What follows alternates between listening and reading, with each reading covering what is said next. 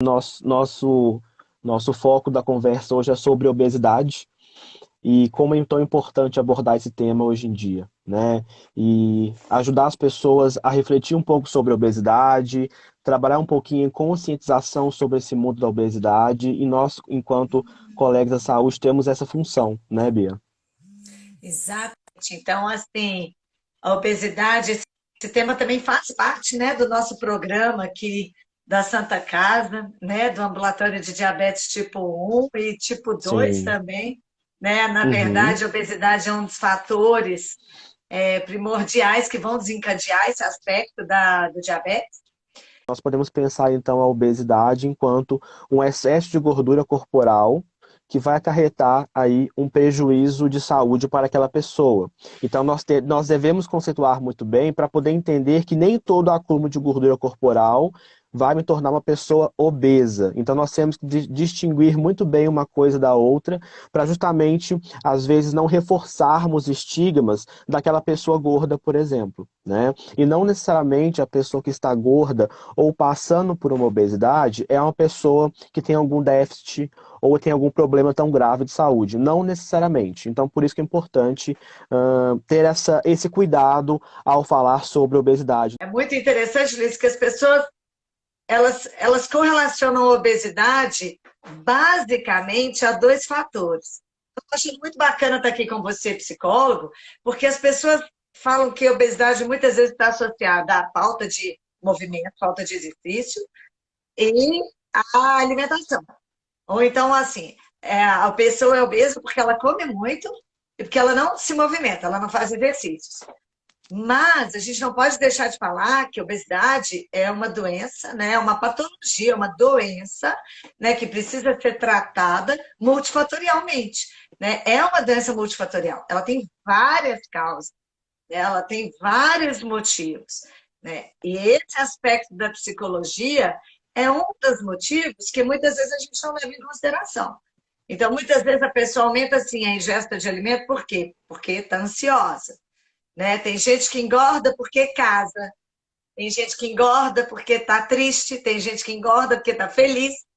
Então, as pessoas têm um comportamento diferente, né? E esse comportamento está associado ao comportamento mental, à mente da pessoa, né? Não é só o físico, né? Então, esses problemas como ansiedade, depressão, alegria, tristeza, solidão, inquietude, tudo isso está relacionado a uma dimensão mental, não apenas a uma dimensão física. Então, muitas vezes, o que pode levar a pessoa também a ter essa falta de controle, né, de alimento, essa falta de vontade de fazer exercício. Não é fácil fazer exercício, a gente percebe isso todos os dias, com todas as pessoas. Até eu, que sou da área da educação física, eu adoro, eu sou daquela turma assim, vamos andar de bicicleta, vamos correr, vamos fazer uma trilha, vamos. Até eu, tem dias que eu falo assim, nossa, hoje eu não vou não. Hoje eu tô com preguiça. Tá frio, né? Ou tá muito frio, você não quer ir. Ah, tá muito calor, Uhum. você também não quer ir. Então, Sim. assim, exercício físico, né? Você criar um hábito, criar uma rotina, não é fácil também. Até porque para o exercício não é uma coisa tão simples. Você tem que se preparar, você precisa investir tempo, você precisa de investir uma estrutura do seu dia relacionada àquela atividade. Então, é interessante que, assim, a obesidade, ela não está só relacionada ao tanto que a pessoa come e à falta de movimento que ela faz.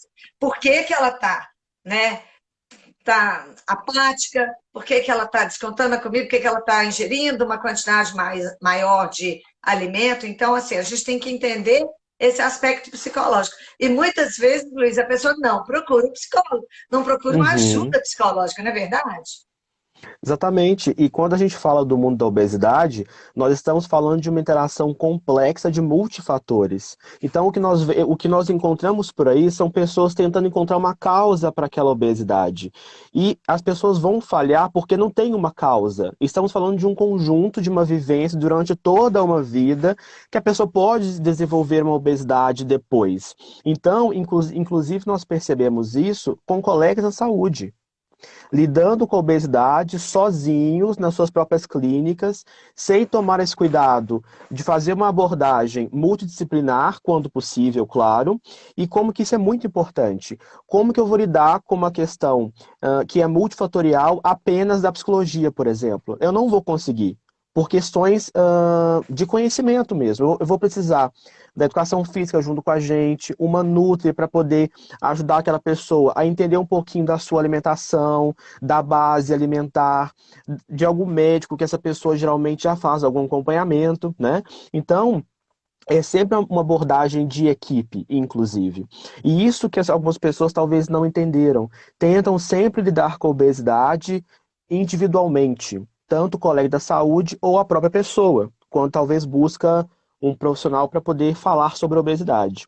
E talvez aquele profissional não vai estar preparado para entender a obesidade quanto alguma coisa sistêmica, que envolve vários pontos ao mesmo tempo, né? E não só do ponto de vista dele. Vamos falar um pouquinho do cenário do Brasil, como é que está o cenário brasileiro neste momento de pós-pandemia? A Uhum, gente ainda está um pouco na pandemia, né? A gente não está assim, a pandemia não terminou, né? Mas a uhum, gente está vivendo estamos vivendo um outro momento, né, da pandemia. Aí eu trouxe alguns dados assim impressionantes.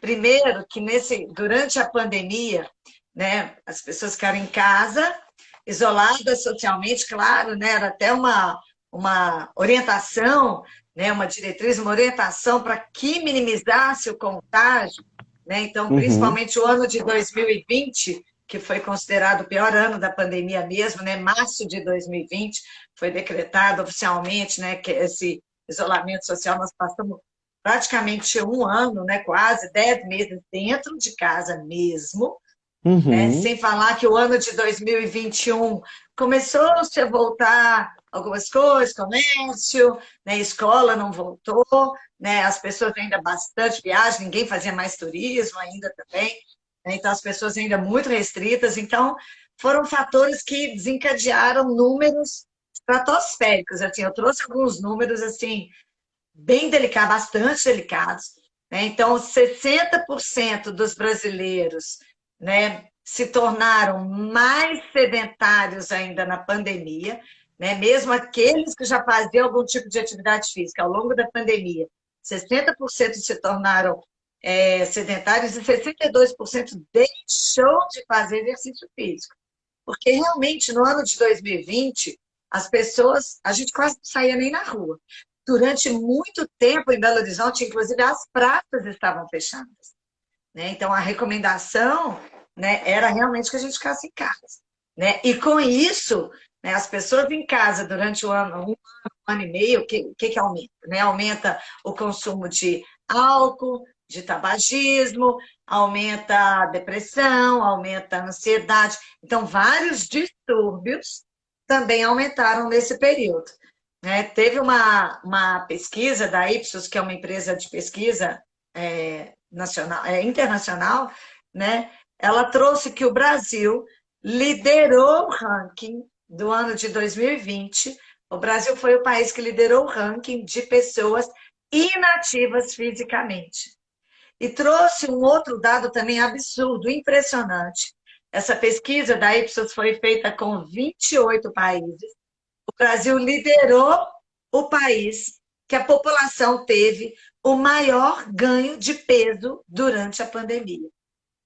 28 países no mundo, né? uhum, Então, eles trouxeram até um percentual de 52% dos brasileiros tiveram um aumento de ganho de peso ao longo da pandemia. Então, nós falamos assim, brincando, mas muito sério, que a pandemia do Covid-19, né, foi a pandemia da inatividade física e, associada a isso, a pandemia da obesidade. uhum, Então, foram dados assim, muito preocupantes, inclusive, nesse ano de 2021, a Organização Mundial de Saúde também lançou um programa, né, um programa para combater essa inatividade física. Então, é um programa muito bacana, se a gente jogar lá, programa da Organização Mundial de Saúde, eles, esse programa mesmo que eles lançaram mundialmente foi para diminuir até 2025 em 15% da inatividade física e em 2030 até 15% da inatividade física da população no mundo. E inatividade física, sedentarismo, acarreta uma série de outras doenças, que é o que a gente chama de doenças crônicas não transmissíveis, tais como diabetes, obesidade, sedentarismo, tabagismo, hipertensão, doenças cardiovasculares. Então, o corpo humano, Hipócrates fala que o corpo humano foi feito para movimentar. O corpo humano para, ele vai enferrujar, ele vai começar a acarretar uma série de doenças crônicas associadas a essa falta de movimento. Então, obesidade é uma delas, diabetes é uma delas, hipertensão é uma delas. Então, são doenças crônicas não transmissíveis. E essa pandemia trouxe esse aumento de todos esses fatores, de todas essas doenças crônicas na população em geral. Inclusive, falando dessas, vamos pegar diabetes, obesidade e hipertensão, essas 3 doenças crônicas não transmissíveis foram responsáveis por 71% de óbitos no mundo. Essas doenças estão relacionadas a comportamento, a estilo de vida, a hábitos das pessoas. Então, quando a pessoa se torna sedentária, inativa fisicamente, ela começa a adoecer, ela começa a aumentar, a ficar mais doente, não só fisicamente, mas também mentalmente. E isso trouxe mais de 41 milhões de mortes no mundo. É uma coisa impressionante. O Ministério da Saúde aqui no Brasil publicou agora em 2021, ano passado, que 20,3% da população no Brasil está obesa. E é interessante que, assim, a gente tem 2 aspectos. Quando a gente fala de obesidade, o que caracteriza a obesidade? Um índice de massa corporal igual ou maior do que 30 quilos por metros quadrados. Então, assim, isso é obesidade. Mas antes da obesidade, a gente tem o quê? O sobrepeso. O sobrepeso é aquela pessoa que está acima do peso, mas que ainda não está tão acima do peso. Então, os indivíduos com índice de massa corporal é uma das formas que a gente tem na educação física, na área médica também, de caracterizar o que é um indivíduo com peso adequado, o que é um indivíduo com peso com sobrepeso e o que é um indivíduo com obesidade, formalmente falando. Então, os indivíduos com sobrepeso são indivíduos com índice de massa corporal igual ou maior do que 25 quilos por metros cúbicos. Então, antes da pessoa adquirir uma obesidade, ela vem o sobrepeso. Então, o peso dela já vai aumentando, já está aumentando, e ela não está percebendo, ou não quer perceber, ou é difícil mesmo uma mudança de comportamento. E aí a gente cai nesse problema, que a obesidade, que é esse acúmulo de gordura excessivo que faz mal para a saúde, traz para as pessoas. Então, faz mal para a saúde? O que faz mal para a saúde? O que essa pessoa tem que buscar? Ela tem que buscar um tratamento físico e um tratamento mental, uma orientação. Uma orientação de um psicólogo, de um psiquiatra, muitas vezes. Eu falo muitas vezes, mas será que as pessoas sabem a diferença de psicólogo e psiquiatra? Não sei. Boa questão levantada, inclusive. Não é? É interessante, Sim. Então, Uhum. muitas vezes, a pessoa precisa de um psiquiatra. O psiquiatra é o médico que fez, que fez uma especialização na área da psicologia. E o Uhum. psiquiatra, ele vai ter uma intervenção medicamentosa que o Sim. psicólogo não fez. O psicólogo estudou, fez o curso, a graduação de psicologia. Ele Uhum. não tem uma intervenção medicamentosa. O psiquiatra, Sim. o médico tem. Então, só que Uhum. pode prescrever algum medicamento para ajudar, que muitas vezes são necessários e são ótimos. Quem vai determinar isso é o seu médico, o seu psiquiatra. Então, muitas vezes, claro, falando da área mental, mas muitas vezes um auxílio, a pessoa vai no endocrinologista, muitas vezes o endócrino também é uma área muito importante nessa área do tratamento, né, do sobrepeso, da obesidade, né? E o Uhum, próprio endocrinologista vai indicar um psiquiatra, muitas vezes, sim. né? Porque essa pessoa precisa de uma intervenção medicamentosa, mais acompanhada, alguma coisa assim. Então, Uhum, é muito interessante a gente saber. E muitas vezes esse medicamento ele vai trazer um alívio, sim, ele vai ajudar a pessoa naquele momento. Né? sim. Lembrando que o tratamento é, é, é um período, né? Não é para sempre. A gente Uhum. precisa de entender. É igual o tratamento psicológico também. Né? Agora, exercício físico é para sempre, tratamento psicológico é para sempre, tudo isso. Não Ou não? necessariamente. Não necessariamente. Exercício físico é para sempre, gente, não é temporário, não. Uhum. E assim, Bia, você trouxe muitos pontos importantes. Eu vou tentar construir algumas reflexões baseadas no que você já tem trazido para a gente.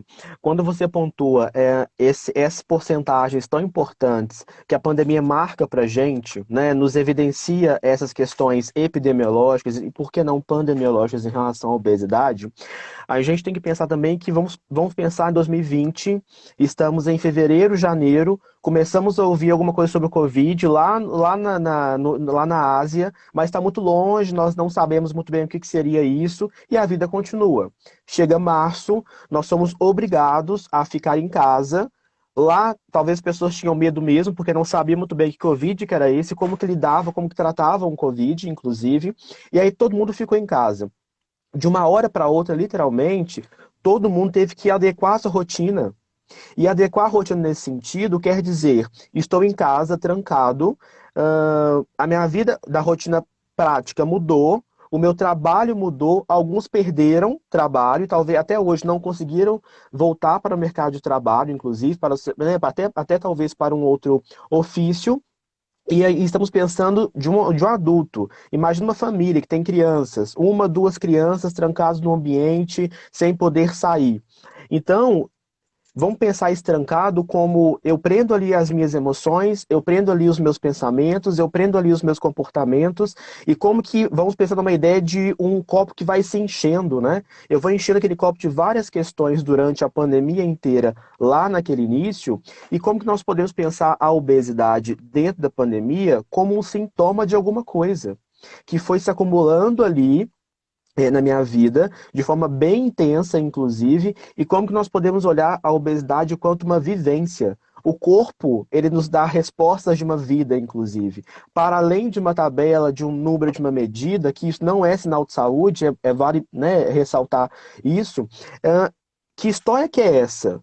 Que história esse corpo está me contando? Como que aquela pessoa vivencia o corpo que ela tem? Isso também é muito importante, porque o que nós encontramos, inclusive, é justamente essas ideias marxistas de padrões. É comum de ouvir colegas da saúde tendo esse discurso, a própria pessoa, inclusive, tendo discursos padronizados. E, na verdade, a gente sabe que na área de saúde ou na vida de modo geral, essa conversa de padrão não se aplica muito. É aquele famoso termo que nós sempre falamos, cada caso é um caso, é aquele clichê que nunca fez tanto sentido. Né? E, às vezes, o que eu percebo é que os colegas da saúde não estão ouvindo aquelas pessoas que estão passando talvez por um sobrepeso ou talvez também pela obesidade. Logo, não vão conseguir oferecer uma terapêutica eficaz para aquele caso, inclusive. Você falou uma coisa importante, Luiz, quando você fala de padrões, né? Uma coisa que agravou muito nesse momento de pandemia também foi o uso das redes sociais. E isso trouxe um padrão também assustador, né? Principalmente para uma geração mais nova. Então, a gente Uhum, teve aí associado a essa pandemia, nós estamos falando de obesidade, mas a gente teve também associado ao lado psicológico, né? Um índice de suicídio gigantesco, né? Também relacionado a esses padrões de redes sociais, a esses uhum, falsos padrões de redes sociais. Né? Então é muito interessante. O Brasil criou, né, um padrão de beleza, um padrão de exigência de corpo, um padrão de exigência física, né? uhum, Porque a gente não conhece quem está ali do outro lado da tela. A pessoa representa, né, um ser ali, um ser humano. né? E Uhum, muitas vezes não é o que ela realmente é. Ali ela está mostrando o que ela quer mostrar, né? E uhum, não necessariamente o que ela está vivendo, o que ela está passando, né? A sim. gente fala que até atualmente as redes sociais é uma situação tão delicada, né? Parece que todo mundo vive num mundo de Alice, né? As pessoas só postam as coisas boas, os jantares, os presentes, os carros, o namorado, aquele amor maravilhoso, marido maravilhoso, namorado maravilhoso, e a pessoa que ela é maravilhosa, claro, ela tira foto, ela retoca, ela posta o que Uhum, ela quer. Então, sim. esse mundo de Alice também, que veio, que fortaleceu nessa pandemia, né, é muito assustador. Eu acredito que você, como psicólogo, esteja trabalhando muito. Tá ficando rico com isso? Fala a verdade. Exatamente, Bia. E você traz um ponto que é muito importante. Vamos pensar então dois fatores. Uma pessoa que está vulnerável emocionalmente, e aí quando Shakespeare fala que quando você não sabe aonde está indo, qualquer caminho serve. E aí, essa pessoa que está vulnerável, inclusive, ela vai buscar nas redes sociais alguma resposta para as suas angústias. E nessa hora, o que ela encontrar que resolver momentaneamente o que ela está buscando, ela vai tomar como verdade, inclusive. E aí está o perigo, porque a gente sabe que nas redes nós encontramos várias informações tanto informações científicas, estudos de artigos, grupos de estudos, inclusive o Educação em Diabetes e o Gestalo também tem essa função de conscientização e também de educação em saúde. Mas assim, vamos pensar que essa pessoa que eu acabei de dizer que está mais vulnerável cai numa página que, digamos, fomenta a restrição alimentar, por exemplo. E aí, um caso de vulnerabilidade se torna muito mais complexo por conta dessa informação que ela achou naquele dia de pesquisa. E só que, como ela está mais vulnerável, o que ela achou, como eu acabei de dizer, vai tomar como verdade. Não vai ter essa crítica de talvez buscar uma outra informação, talvez num outro lugar.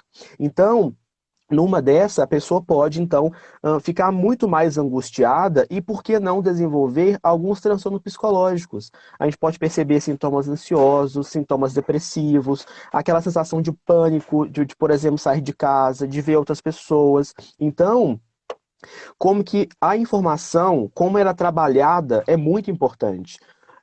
A própria SBD atualizou as diretrizes, né? E uma das atualizações é justamente a linguagem, no caso do diabetes, mas também se aplica à obesidade. Como nós estamos falando sobre isso para as pessoas, tanto da saúde quanto pessoas fora da área da saúde, né? Porque nós temos um lugar de fala muito importante na sociedade e as pessoas tendem a nos ouvir.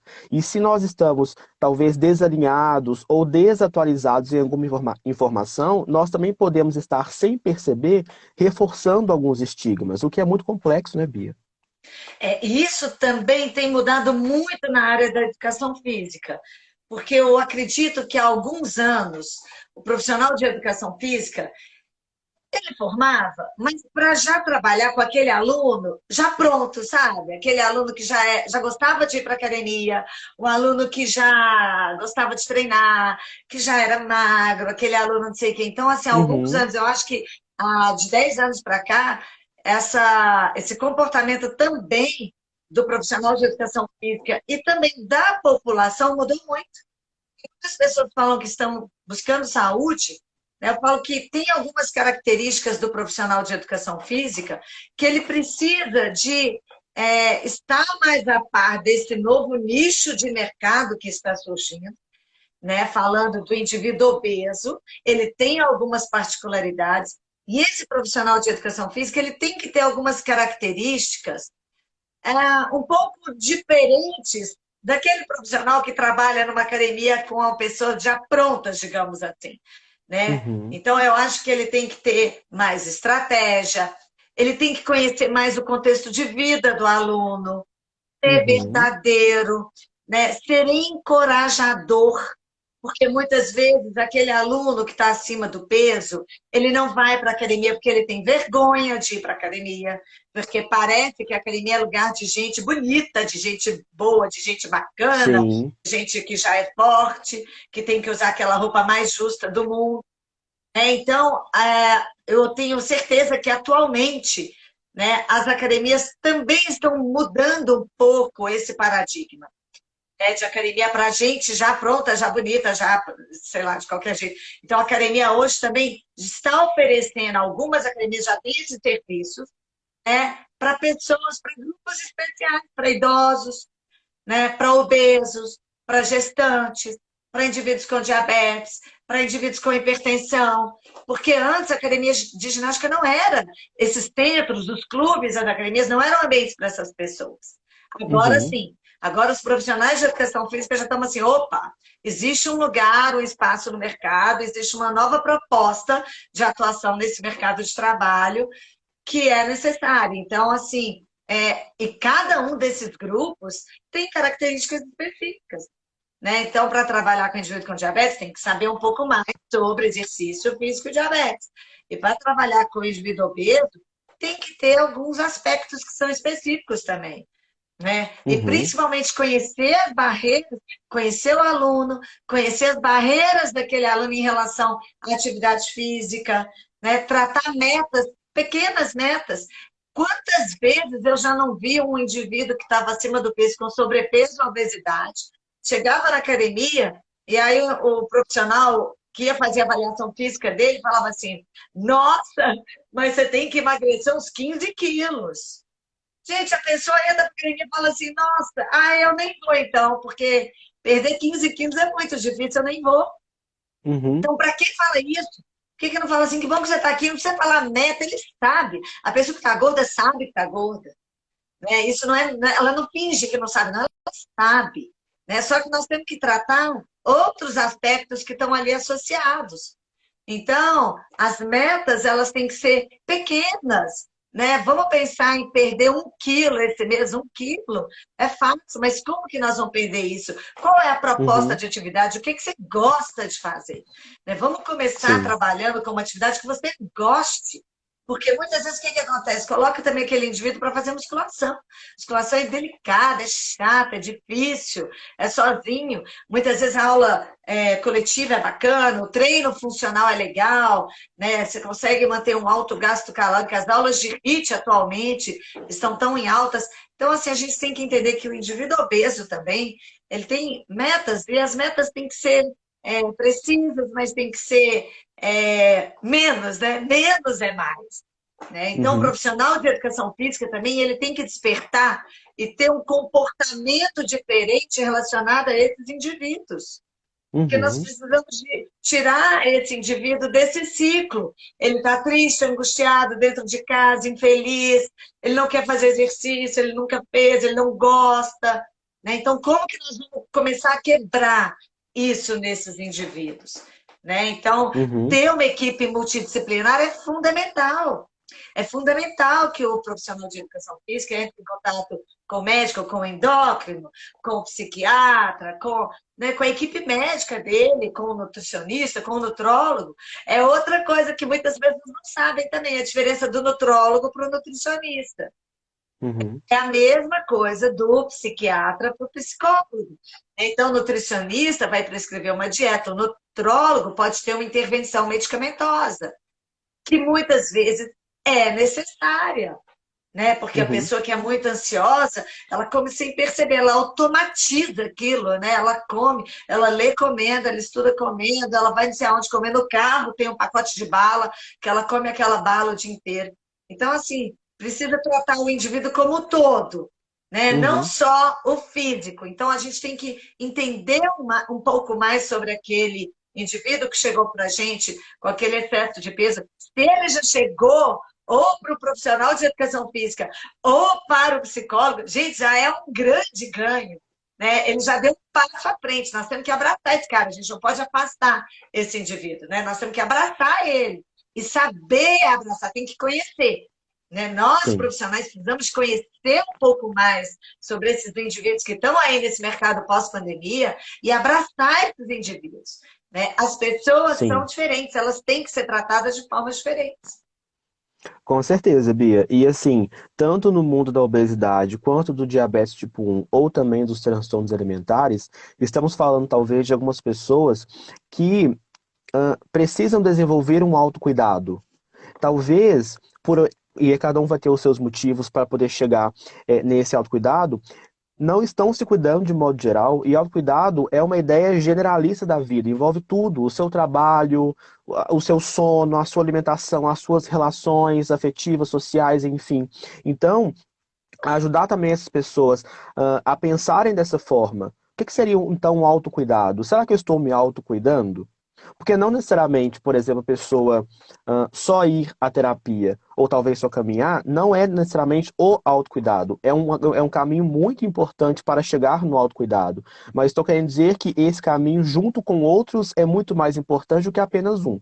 Já tendo um já é muita coisa, né, Bia? Nós sabemos disso. É. Mas a gente está fomentando aqui justamente essa ideia do sistema. O quanto importante, então, é eu ter um cuidado emocional, eu ter o meu cuidado físico, das minhas relações no trabalho. Aqui estamos falando de um autocuidado. E algumas pessoas, quando chegam para a gente, geralmente na primeira consulta, lá no transtorno alimentar, ou na obesidade, ou no diabetes, por exemplo, tem uma dificuldade de desenvolver um autocuidado. Porque talvez na sua criação, na família, por exemplo, nunca teve contato com essa ideia, com essa expressão. Talvez ela cresceu num ambiente em que isso talvez não era importante ou não era falado. Ela não viu ninguém se autocuidando, logo ela também passou a não se autocuidar. Talvez ela nem sabe que existe esse termo, né? Então nós temos essa função justamente, que eu sempre falo, de conscientizar. Olha, já pensou dessa forma? Quem sabe tentar nesse caminho? Nós vamos construindo com essa pessoa novas possibilidades. Um dos nossos deveres é justamente esse. Construir com aquela pessoa novos pensamentos, novas reflexões para a vida dela, porque ela é a protagonista daquele tratamento, inclusive, né? Então, Luiz, isso que você está falando é tão legal. Desculpa te interromper, mas tem um professor de educação física que ele fala das 5 dimensões do bem-estar. E é isso que você está falando.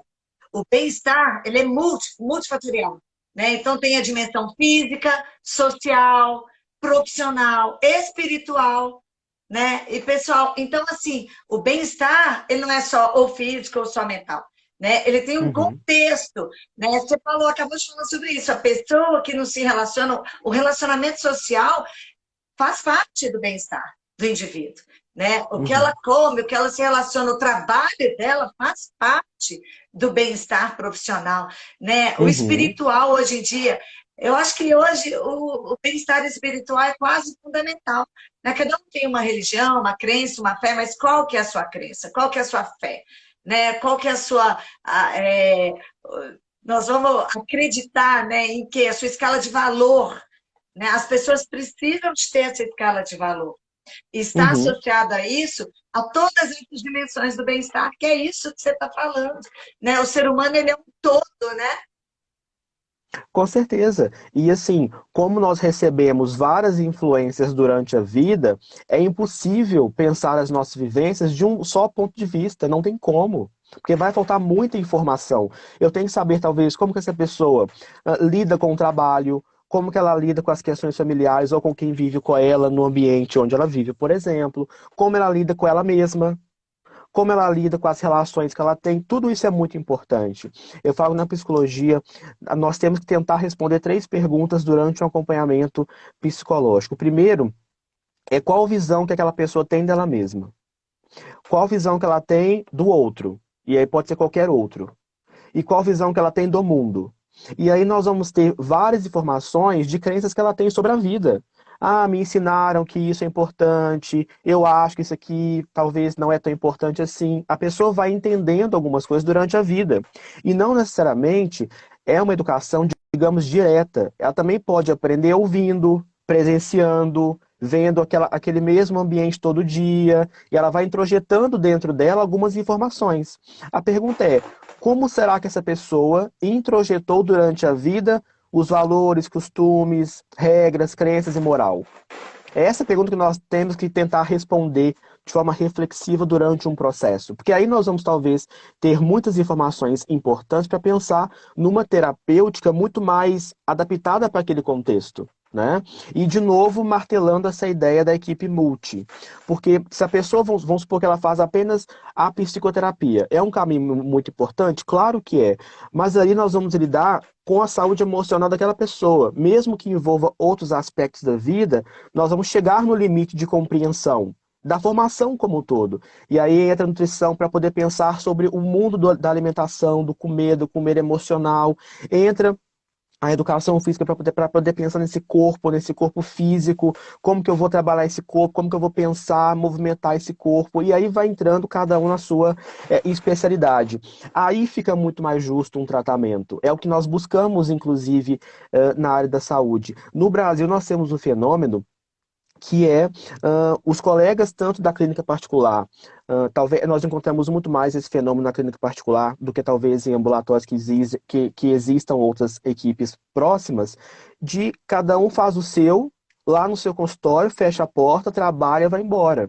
Então, assim, ter esse bom senso enquanto colega da saúde, de, por exemplo, vamos supor que Trocar, a né? De Bia. trocar, né? Claro, então vamos supor que você me mandou uma pessoa que você está acompanhando numa academia ou um aluno seu da faculdade, por exemplo. Eu tenho que ter o bom senso, falar assim, Bia, obrigado pela indicação, estive hoje com fulaninho, eu percebi tal coisa, o que que você pensa? Nós construímos um caso clínico, mesmo à distância. Isso é muito importante. Então, talvez alguns colegas de saúde não tenham esse movimento em prol daquele caso clínico. Cada um atende na sua caixinha, no seu consultório, fecha a porta, vai embora e amanhã é outro dia. Não é assim que se faz saúde. Luiz, eu acho que está começando a mudar até para proteger o nosso paciente, o nosso aluno, o nosso cliente, o nosso paciente. Eu acho que isso está começando a ter um pequeno movimento de mudança, sabe? Assim, dessa aproximação. Eu acho que a pandemia às vezes trouxe um pouco disso também, sabe? De aproximar um pouco mais os profissionais da área da saúde, para a gente perceber que um precisa do outro, que o nosso trabalho em equipe vai ser muito mais importante do que o nosso trabalho sozinho. Então, realmente, em equipe a gente vai chegar mais longe. O nosso paciente, aquele indivíduo ali que nós estamos cuidando, né, orientando, tratando, ele vai ficar muito mais satisfeito e com isso nós vamos alçar voos mais longos. Eu acho que a pandemia mudou um pouco disso também, trouxe isso. Uhum. Sim, e Aspectos. nós esperamos que seja uma mudança que a pandemia talvez nesse ponto nos ajudou a atingir, mas que fique por muito tempo, inclusive. Porque são, digamos, novas mentalidades em relação a assuntos antigos, inclusive. O que nós queremos é justamente isso: repensar o que talvez já está sendo feito, como podemos otimizar, como podemos melhorar, como podemos oferecer melhores caminhos para essas pessoas, né? E uma coisa que você falou, eu ia até comentar. É interessante que outra coisa que a internet trouxe também, essa modernização de acesso às informações, é que muitas vezes informações que os nossos pais não tiveram, nós estamos tendo. Então, quando você fala assim, algumas famílias, realmente, né, qual o percentual da população que as famílias foram educadas com esporte, por exemplo? Muito pouco, pouco, né? Os nossos pais tiveram aulas de educação física na escola, depois ia trabalhar. Não tinha essa coisa, nem existia essa coisa de academia dos clubes, era só para Uhum, fazer educação, era alguma coisa assim.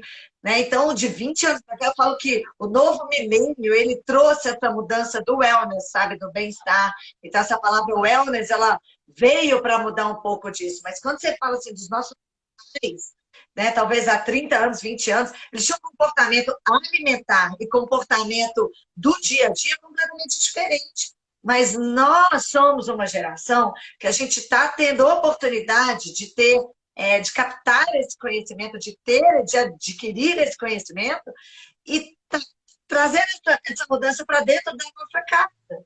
Né? Quantos jovens aí de 20, 25 anos podem trazer mudanças de comportamento para os pais que estão aí com 45, 50 anos, mas que não tiveram a mesma oportunidade que eles estão tendo agora. Né? Porque há 20, 30 anos, gente, ninguém tinha celular. Né? Em 20 uhum, anos, todas as pessoas no mundo têm celular. sim, Eu lembro que é igual computador. Né? Quando eu formei, não tinha computador, ninguém tinha computador, era um computador na biblioteca da Universidade Federal. Né? Hoje em dia, uhum, quase não existe. Os celulares são computadores, né? São computadores de bolso. Então, as pessoas têm mais informação. Né? Então, uhum, consegue buscar uma alimentação mais saudável, falar da importância do exercício, falar da importância. Por que é um problema a obesidade? Porque a obesidade é uma doença. né? E como que uma doença que pode trazer malefícios à saúde, que vai trazer, né? E aquele efeito dominó. Uma coisa, normalmente a obesidade ela não vem sozinha. Ela vem junto com uma hipertensão, ela vem junto com um aumento de adiposidade tamanho que talvez com uma resistência a redução da resistência à insulina, então vai desenvolver um diabetes. Então, aquela pessoa vai estar com um controle metabólico pior, vai estar com humor, né? Está associada ao humor, está associada ao Uhum, sono, a apneia do sono. Então, a obesidade vai trazer aí uma série de outros comprometimentos do que simplesmente a pessoa falar, eu sou gorda, mas eu gosto de ser gorda. Então, assim, a gente tem que entender que cada um é cada um e o quanto aquele sobrepeso ou obesidade vai comprometer a saúde daquela pessoa. Né? uhum, Não significa que todo mundo que está acima do peso é doente, mas talvez mais propício a desenvolver algumas doenças. Também o extremo também. A pessoa anoréxica também é uma outra doença, é um outro lado, um outro extremo. Né? O mais uhum. difícil da vida, o que é o equilíbrio? Tudo, né? E tudo. Sim. O difícil da vida é o equilíbrio. É você comer só Uhum, um brigadeiro, se você comer 10, né? Você fala, ai, mas é tão bom, acho que eu vou comer mais um. E depois você come mais um, né? Porque é bom, é gostoso. Então, assim, uhum, é interessante. Então, os extremos, né, são indivíduos que estão mais propícios a desenvolver outros comprometimentos relacionados à saúde. uhum, Relacionados ou à anorexia, ou à vigorexia, ou à obesidade, ou a diabetes, ou à hipertensão, qualquer uma dessas doenças crônicas, né, não transmissíveis. Então, fica o alerta, né? Essa que é a grande preocupação que nós, profissionais da saúde, temos, né? De manter o corpo e a mente em equilíbrio. Né? Num equilíbrio que ela possa fazer, tomar um vinho, mas não precisa de ser uma garrafa todo dia. Ela possa comer um brigadeiro, não precisa de ser 10. Ela pode fazer exercício, não precisa ter um pouco de exercício todos os dias. Né? Um pouco de exercício todos os dias. Né? No mínimo 30 minutos todos os dias. A gente fala que o dia tem 24 horas. O que são 30 minutos do seu dia, se você for dedicar, né, a um uhum. exercício? Foi lançado agora também uma coisa bacana para a população brasileira, o Guia de Atividade, o Ministério da Saúde lançou. Agora, dia 21, em agosto, em julho de 2021, vai fazer um ano. Então, eles lançaram o Guia de Atividade Física para a população brasileira. Ou seja, como falar para a população brasileira o quanto ela está sedentária. Né? Então, precisa de movimentar. Então, no trabalho, fazer um lazer ativo, é, subir escada. Né? Então, a gente tem que começar a movimentar, a mudar pequenos comportamentos. Sobe a escada do seu prédio pelo menos uma vez por dia. Né? Desce do ônibus um ponto antes. Todo mundo quer parar o carro na porta da loja que vai. Né? Para o carro 3 quarteirões antes de propósito. Você vai parar muito mais facilmente o seu carro. Né? Então, assim, são pequenas mudanças de comportamento.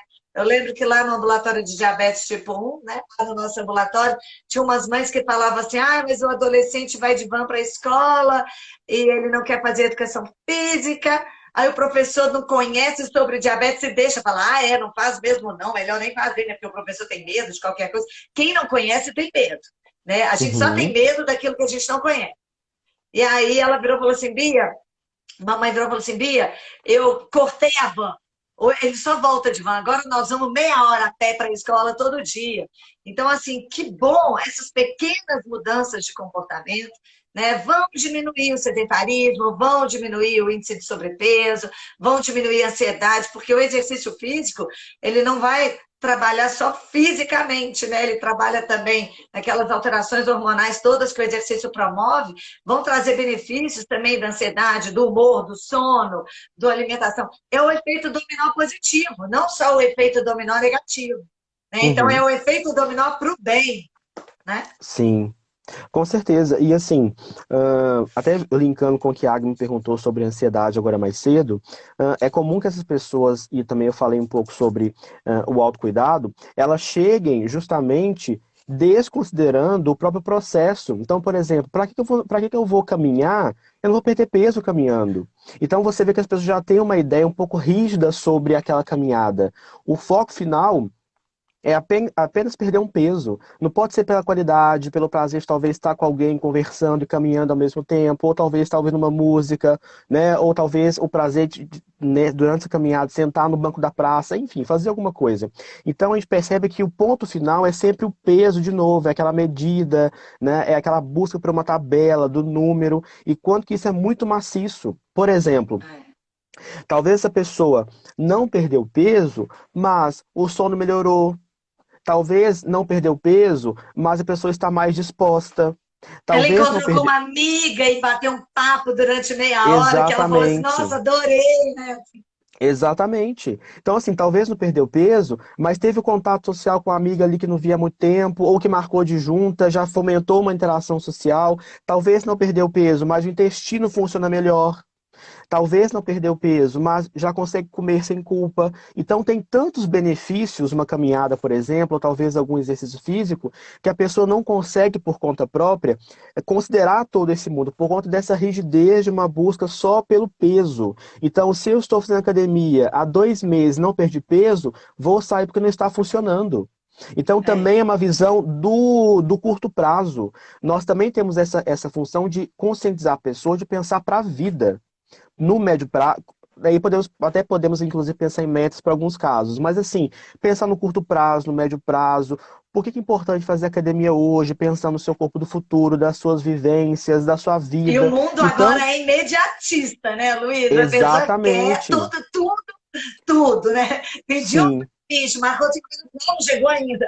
Entrou na uhum, academia, já que, nossa, não está adiantando nada. Qualquer coisa, o mundo hoje é o mundo do imediatismo, né? É uma coisa assim, até exatamente. assustadora.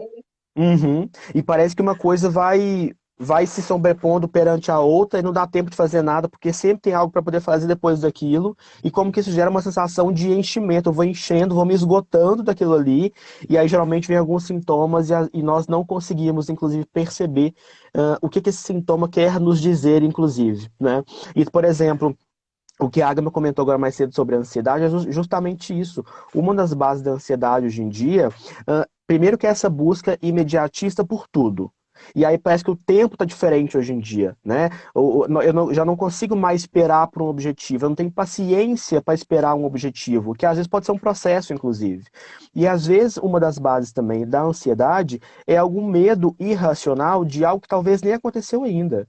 Então, estou pensando que daqui a 5 meses, se eu estiver na academia ainda e não perder, sei lá, 5 quilos, eu vou sair daqui. Porque se eu não perder 5 quilos, eu não vou conseguir entrar naquela calça que tem um casamento em setembro. A pessoa começa a problematizar uma situação que pode ser real ou não, mas no longo prazo, que começa a criar algumas ideias totalmente irracionais daquela situação. E aí, justamente por estar pensando tanto lá na frente, não consegue focar no agora. Não vive o Hoje, presente, quarta-feira. né? Com medo do e Exatamente. se? E se, né? E se? Exatamente. Então, a pessoa, por exemplo, foi na academia hoje, mas não conseguiu ter uma rotina bacana de exercício e saudável porque está pensando lá em setembro. Então, assim, é como se nós tirássemos tudo do presente e julgássemos tudo lá no futuro. Ou, por que não, também no passado. E aí, o aqui e o agora, que é tão importante, fica sem atenção. Né? Então, assim, por isso que eu falo que às vezes é um pensamento racional, porque ele não se sustenta. É baseado numa ideia que nem aconteceu ainda. Até chegar lá, eu posso passar por vários caminhos da vida, né? Então, igual você disse, esse imediatismo, essa urgência por tudo, relacionamentos, nós percebemos adolescentes que namoram muitas vezes hoje em dia, não que seja um problema, mas às vezes nós percebemos que essa busca constante por parceiros ou parceiras é também essa urgência, parece por estar com alguém sempre, para mostrar para as pessoas que eu estou com alguém, que eu estou feliz. De novo, aquela ideia do padrão. Então, um adolescente que talvez não está namorando no X idade, como assim você não namora até hoje? Seus coleguinhas já namoram e você não? Então, tem algumas mentalidades culturais, e cada país vai ter a sua cultura, que justamente vai influenciando todos esses nossos comportamentos, né, Bia? Com certeza, Luiz, com certeza. A gente tem que, eu acho que a gente tem que ter, principalmente essas pessoas que chegam para a gente, nós temos que ter, assim, muita atenção como profissionais, né? Nós temos que despertar como abraçar essa pessoa, quais são as características, as angústias, as alegrias e as tristezas que aquela pessoa está trazendo, e como nós, que estudamos para isso, para ajudar o próximo, né, cada um na sua área, e juntos, né, fazendo essa equipe multidisciplinar, como que nós podemos melhorar a vida daquela pessoa. Porque a educação física, gente, ela trabalha com a saúde, ela não trabalha com a doença. Ela não pega aquele indivíduo que busca um médico, ou busca alguém quando já está doente. Ela busca um fisioterapeuta quando está com dor, ou não sei o quê. Não, a gente trabalha com o indivíduo saudável. Então, a gente pode melhorar as capacidades físicas, fisiológicas daquele indivíduo, né, de uma maneira muito positiva. Então, o profissional de educação física recebe um aluno ali com obesidade, a gente tem que pensar diferente, a gente tem que tratar diferente, o programa de treinamento para aquela pessoa é diferente, é específico, e o mercado está crescendo muito. Então, falando aqueles dados todos no começo da nossa live, né, os números de obesidade, de sedentarismo no nosso país, no Brasil, né, Organização Mundial de Saúde, Ministério da Saúde, todo mundo preocupado com isso. Então, pessoal, quem for profissional de educação física que estiver aqui, né, tem um mercado gigantesco para a gente trabalhar. Dá trabalho, tem que estudar, tem que dedicar, tem que criar, tem Uhum. que começar do primeiro degrau. Não adianta querer começar lá de cima, tem que começar.